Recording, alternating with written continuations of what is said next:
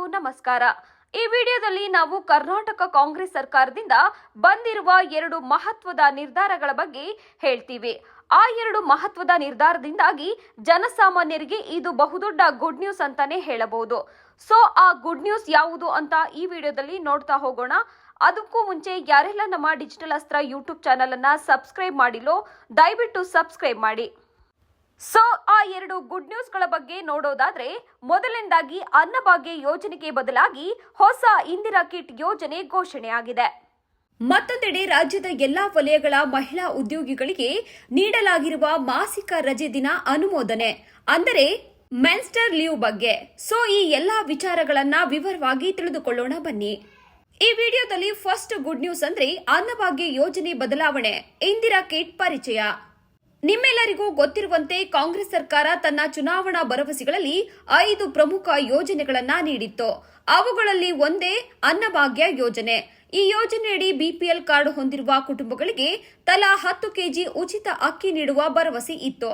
ಆದರೆ ಕೇಂದ್ರ ಸರ್ಕಾರದಿಂದ ಉಚಿತ ಅಕ್ಕಿ ಪೂರೈಕೆ ಇಲ್ಲದ ಕಾರಣದಿಂದಾಗಿ ರಾಜ್ಯ ಸರ್ಕಾರ ಅದನ್ನ ಸಂಪೂರ್ಣವಾಗಿ ಅನುಷ್ಠಾನಗೊಳಿಸಲು ಸಾಧ್ಯವಾಗಲಿಲ್ಲ. ಇದರಿಂದಾಗಿ ಜನರಲ್ಲಿ ಸ್ವಲ್ಪ ಅಸಮಾಧಾನ ಮೂಡಿತ್ತು. ಹೀಗಾಗಿ ಈಗ ಮುಖ್ಯಮಂತ್ರಿ ಸಿದ್ದರಾಮಯ್ಯ ನೇತೃತ್ವದ ಕಾಂಗ್ರೆಸ್ ಸರ್ಕಾರ ಹೊಸ ತೀರ್ಮಾನ ತೆಗೆದುಕೊಂಡಿದೆ. ಅನ್ನಭಾಗ್ಯ ಯೋಜನೆ ಬದಲಾಗಿ ಇಂದಿರಾ ಕಿಟ್ ನೀಡಲು ನಿರ್ಧರಿಸಿದೆ. ಸೊ ಆ ಇಂದಿರಾ ಕಿಟ್ನಲ್ಲಿ ಏನು ಇರುತ್ತೆ? ಇಂದಿರಾ ಕಿಟ್ನಲ್ಲಿ ಬಿಪಿಎಲ್ ಕಾರ್ಡ್ದಾರರಿಗೆ ಪ್ರತಿ ತಿಂಗಳು ಕೆಲವು ವಸ್ತುಗಳನ್ನು ನೀಡಲಾಗುತ್ತದೆ. ಅವುಗಳೆಂದರೆ 5 ಕೆಜಿ ಅಕ್ಕಿ, 1 ಕೆಜಿ ಹೆಸರುಕಾಳು, 1 ಕೆಜಿ ತೊಗರಿಬೇಳೆ, 1 ಕೆಜಿ ಸಕ್ಕರೆ, 1 ಕೆಜಿ ಉಪ್ಪು ಮತ್ತು 1 ಕೆಜಿ ಅಡುಗೆ ಎಣ್ಣೆ. ಇದು ಸಾಮಾನ್ಯವಾಗಿ ಒಂದು ಕುಟುಂಬದ ತಿಂಗಳ ಅಗತ್ಯ ವಸ್ತುಗಳ ಪ್ಯಾಕೇಜ್ ಆಗಿರುತ್ತದೆ. ಈ ಕಿಟ್ ಅನ್ನು ಪ್ರತಿ ತಿಂಗಳು ಪಡಿತರ ಅಂಗಡಿಗಳ ಮೂಲಕ ನೀಡಲಾಗುತ್ತದೆ ಎಂದು ರಾಜ್ಯ ಸರ್ಕಾರ ಘೋಷಿಸಿದೆ. ಸೊ ಈ ಯೋಜನೆಯ ಉದ್ದೇಶ ಏನು ಎಂಬುದನ್ನ ನೋಡೋದಾದ್ರೆ, ರಾಜ್ಯ ಸರ್ಕಾರದ ಉದ್ದೇಶ ಬಡ ಕುಟುಂಬಗಳಿಗೆ ಆಹಾರ ಸುರಕ್ಷತೆ ನೀಡುವುದು ಮತ್ತು ಜನರ ದಿನನಿತ್ಯದ ಖರ್ಚಿನ ಭಾರ ಕಡಿಮೆ ಮಾಡುವುದು. ಹಿಂದಿನಂತೆ ಕೇವಲ ಅಕ್ಕಿ ನೀಡುತ್ತಿರುವುದರಿಂದ ಎಲ್ಲಾ ಪೋಷಕಾಂಶಗಳು ಸಿಗುತ್ತಿಲ್ಲ ಎಂಬ ಟೀಕೆಗಳು ಬಂದಿದ್ದವು. ಆದ್ದರಿಂದ ಈಗ ಪೌಷ್ಟಿಕತೆಯತ್ತ ಗಮನ ಹರಿಸಿದ ರಾಜ್ಯ ಸರ್ಕಾರ ಇಂದಿರಾ ಕಿಟ್ ರೂಪಿಸಲಾಗಿದೆ. ಇದರಿಂದ ಬಡ ಕುಟುಂಬಗಳು ತಿಂಗಳಿಗೊಮ್ಮೆ ಅಗತ್ಯವಾದ ಆಹಾರ ಸಾಮಗ್ರಿಗಳನ್ನು ಪಡೆಯುವ ಮೂಲಕ ಬದುಕಿನ ಗುಣಮಟ್ಟ ಸುಧಾರಿಸಬಹುದು ಎಂಬುದು ಸರ್ಕಾರದ ವಿಶ್ವಾಸವಾಗಿದೆ.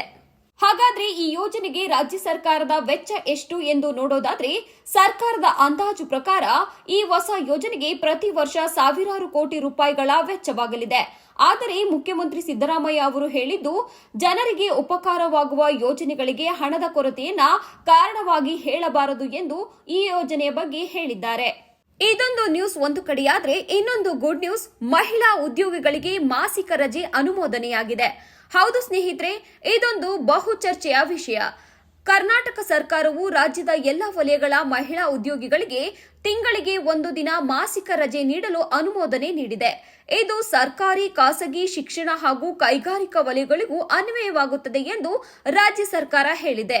ಸೊ ಈ ನಿರ್ಧಾರದ ಹಿನ್ನೆಲೆ ಏನು ಎನ್ನುವುದನ್ನ ನೋಡೋದಾದ್ರೆ, ಮಹಿಳೆಯರು ಪ್ರತಿ ತಿಂಗಳು ಎದುರಿಸುವ ಪೀರಿಯಡ್ ಸಮಸ್ಯೆ ಮತ್ತು ಆ ಸಮಯದಲ್ಲಿ ಆಗುವ ನೋವು, ಅಸಹನೆ ಮತ್ತು ಅಸ್ವಸ್ಥತೆ ಇದನ್ನ ಗಮನಿಸಿ ಹಲವು ರಾಜ್ಯಗಳಲ್ಲಿ ಮಹಿಳಾ ಸಂಘಟನೆಗಳು ಮತ್ತು ಯುವತಿಯರು ಸರ್ಕಾರದ ಗಮನ ಸೆಳೆದಿದ್ರು. ಇದಕ್ಕೆ ಸ್ಪಂದಿಸಿದ ಕರ್ನಾಟಕ ರಾಜ್ಯ ಸರ್ಕಾರ ಈಗ ಈ ಮಹತ್ವದ ತೀರ್ಮಾನ ತೆಗೆದುಕೊಂಡಿದೆ. ಇದು ದೇಶದ ಮಟ್ಟದಲ್ಲಿ ಪ್ರಗತಿಪರ ಹೆಜ್ಜೆಯಾಗಿದೆ. ಸೊ ಈ ರಜೆಯು ಹೇಗೆ ಅನ್ವಯವಾಗುತ್ತದೆ ಎಂಬುದನ್ನ ನೋಡೋದಾದ್ರೆ, ಪ್ರತಿ ತಿಂಗಳು ಮಹಿಳಾ ಉದ್ಯೋಗಿಗೆ 1 ದಿನ ವೇತನ ಸಹಿತ ರಜೆ ದೊರೆಯುತ್ತದೆ. ಈ ರಜೆ ಹೆಚ್ಚುವರಿ ರಜೆಯಾಗಿ ಪರಿಗಣಿಸಲಾಗುತ್ತದೆ. ಅಂದರೆ ಇದು ವಾರ್ಷಿಕ ರಜೆಯಿಂದ ಕಡಿತವಾಗುವುದಿಲ್ಲ. ಸರ್ಕಾರಿ ಕಚೇರಿಗಳು, ಶಾಲೆಗಳು, ಖಾಸಗಿ ಕಂಪನಿಗಳು ಎಲ್ಲೆಡೆ ಈ ನಿಯಮ ಅನ್ವಯವಾಗುತ್ತದೆ. ಇದರ ಮೂಲಕ ಮಹಿಳೆಯರ ಆರೋಗ್ಯ ಮತ್ತು ಉದ್ಯೋಗ ಜೀವನ ಸಮತೋಲನ ಕಾಪಾಡುವ ಉದ್ದೇಶದಿಂದಾಗಿ ಸರ್ಕಾರ ಈ ನಿಯಮವನ್ನು ಜಾರಿಗೊಳಿಸಿದೆ. ಸೊ ಸರ್ಕಾರ ಮಹಿಳಾ ಹಕ್ಕು ಮತ್ತು ಆರೋಗ್ಯದ ದೃಷ್ಟಿಯಿಂದ ಈ ನಿರ್ಧಾರ ತೆಗೆದುಕೊಳ್ಳಲು ಕಾರಣವೆಂದರೆ, ಈ ತೀರ್ಮಾನವು ಕೇವಲ ರಜೆಯ ಬಗ್ಗೆ ಮಾತ್ರವಲ್ಲ, ಇದು ಮಹಿಳೆಯರ ದೈಹಿಕ ಮತ್ತು ಮಾನಸಿಕ ಆರೋಗ್ಯದ ಗೌರವದ ಸೂಚಕವಾಗಿದೆ. ಹಿಂದೆ ಇಂತಹ ವಿಷಯಗಳು ಚರ್ಚೆಯಾಗಿದ್ವು.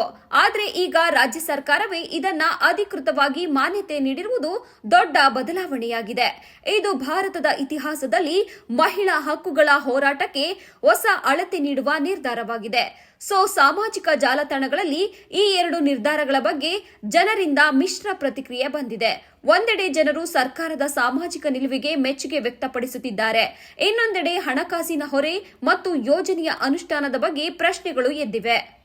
ಸ್ನೇಹಿತರೆ, ಕರ್ನಾಟಕ ಸರ್ಕಾರದ ಇಂದಿನ ಈ ಎರಡು ನಿರ್ಧಾರಗಳು ಬಿಪಿಎಲ್ ಕಾರ್ಡುದಾರರಿಗೆ ಇಂದಿರಾ ಕಿಟ್ ನೀಡುವ ಯೋಜನೆ ಮತ್ತು ಮಹಿಳಾ ಉದ್ಯೋಗಿಗಳಿಗೆ ಮಾಸಿಕ ರಜೆಯ ಅನುಮೋದನೆ ಎರಡು ಜನಕೇಂದ್ರಿತ ಮತ್ತು ಸಮಾಜಮುಖಿ ತೀರ್ಮಾನವಾಗಿದೆ.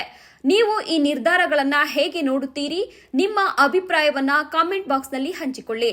ಲೈಕ್ ಮಾಡಿ, ಶೇರ್ ಮಾಡಿ, ನಮ್ಮ ಚಾನೆಲ್ಗೆ ಸಬ್ಸ್ಕ್ರೈಬ್ ಮಾಡಿ. ಮುಂದಿನ ವಿಡಿಯೋದಲ್ಲಿ ಮತ್ತೆ ಭೇಟಿಯಾಗೋಣ. ಧನ್ಯವಾದಗಳು.